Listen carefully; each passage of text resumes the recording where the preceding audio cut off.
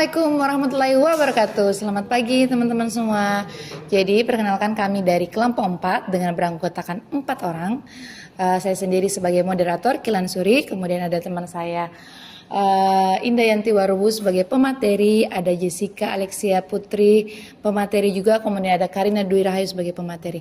Nah, di sini kami akan menjelaskan tentang metode pembelajaran wawancara dengan praktik akuntansi. Di sini kami akan membahas tentang kelebihan, kekurangan, dan metode atau cara untuk memperbaiki kekurangan atau kelebihannya nanti.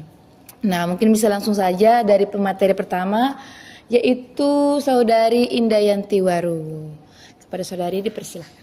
Oke, baik. Terima kasih kepada moderator atas kesempatannya.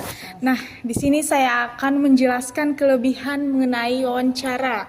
Nah, yang pertama itu, di sini kami ada 3 poin kelebihan. Yang pertama, belajar jadi lebih nyata. Yang kedua, menambah pengalaman dan wawasan. Dan yang ketiga, melatih keberanian dan komunikasi. Nah, yang pertama itu belajar jadi lebih nyata. Nah, apa sih maksudnya dari belajar jadi lebih nyata ini? Nah, ketika kita sebagai mahasiswa terjun dalam wawancara tersebut, apalagi dalam dunia kerja, disitulah kita bisa tahu langsung bagaimana praktik akuntansi tersebut. Nah, bukan hanya teori saja yang kita pelajari di kampus, tapi kita langsung bisa tahu gitu bagaimana caranya untuk benar-benar dalam mempelajari akuntansi tersebut.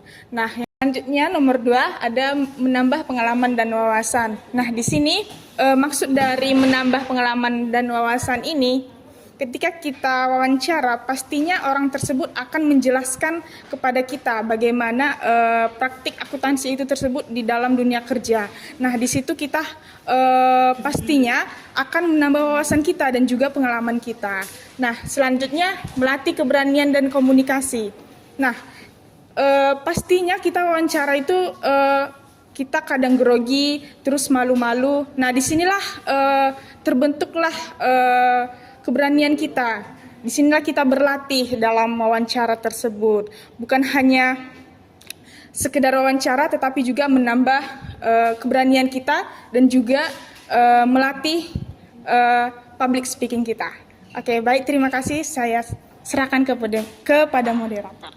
Baik, terima kasih kepada Saudari Indah. Wah, luar biasa sekali ya, sudah menjelaskan tentang kelebihan ternyata. Jadi metode pembelajaran itu ada kelebihannya juga pastinya. Nah, mungkin selanjutnya adalah kekurangannya yang akan dijelaskan oleh Saudari Jessica. Kepada saudari kami persilahkan.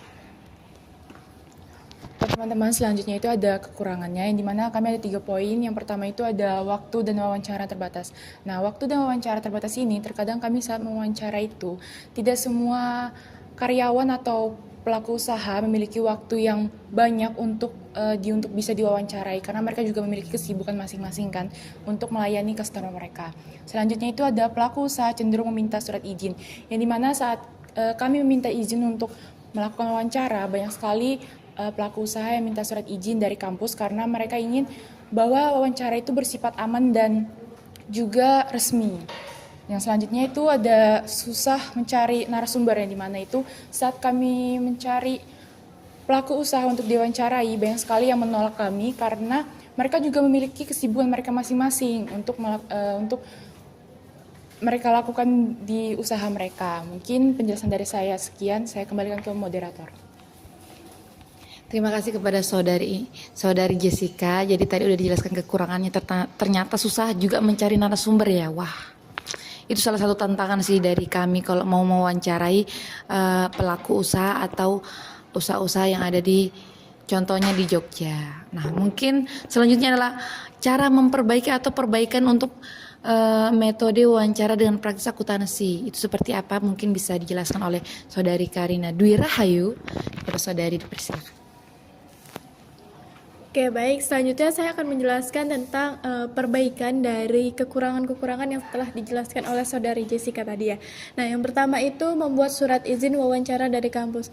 Nah, seperti yang sudah dijelaskan oleh Jessica tadi bahwa kita tuh sering ditolak oleh pelaku usaha karena kita itu tidak memiliki surat izin resmi dari kampus. Nah, jadi mungkin ke depannya untuk metode pembelajaran wawancara ini mungkin ada surat izin resminya dari kampus gitu. Nah, selanjutnya itu bagi tugas kelompok. Nah, ketika kita melakukan wawancara, misal semuanya bertanya gitu ke pelaku usaha. Nah, kita harus membagi-bagi pertanyaannya, pertanyaan misal yang ini apa yang tanya, ini apa yang tanya. Nah, gitu. Nah, ketika kita semuanya tidak bertanya, nah itu mungkin bisa dibagi siapa yang bertanya, siapa yang menyimpulkan hasil, siapa yang mencatat hasil wawancaranya, gitu. Nah, yang ketiga itu gunakan wawancara online kalau tidak bisa ketemu langsung. Nah, kita kan sebagai mahasiswa kadang tuh sibuk gitu, banyak tugas, jadi nggak sempat wawancara secara langsung, atau pelaku usahanya ini sibuk gitu di tokonya, jadi nggak bisa kita wawancarain. Nah, mungkin kita bisa jadwalkan wawancara secara online ketika pelaku usaha tersebut sudah tidak sibuk atau kita juga udah nggak sibuk gitu. Baik, sekian penjelasan dari saya kembalikan ke moderator. Baik, terima kasih kepada Saudari Karina. Jadi tadi udah jelaskan tentang perbaikannya. Jadi kesimpulan dari semuanya itu, jika mau wawancara dengan praktis akuntansinya terlihat efektif atau menjadi efektif, perlunya persiapan dari pewawancara dan mewawancarai. Kemudian dengan mewawancarai ini kita juga bisa mendapatkan pengalaman, kemudian pelajaran yang akan kita dapatkan nantinya jika mewawancarai. Mungkin cukup saja yang bisa kami sampaikan. Semoga dari teman-teman bisa bermanfaat untuk nantinya. Jika ada salah kata kami mohon maaf. Sekian dari kami. Wassalamualaikum warahmatullahi wabarakatuh dan selamat pagi.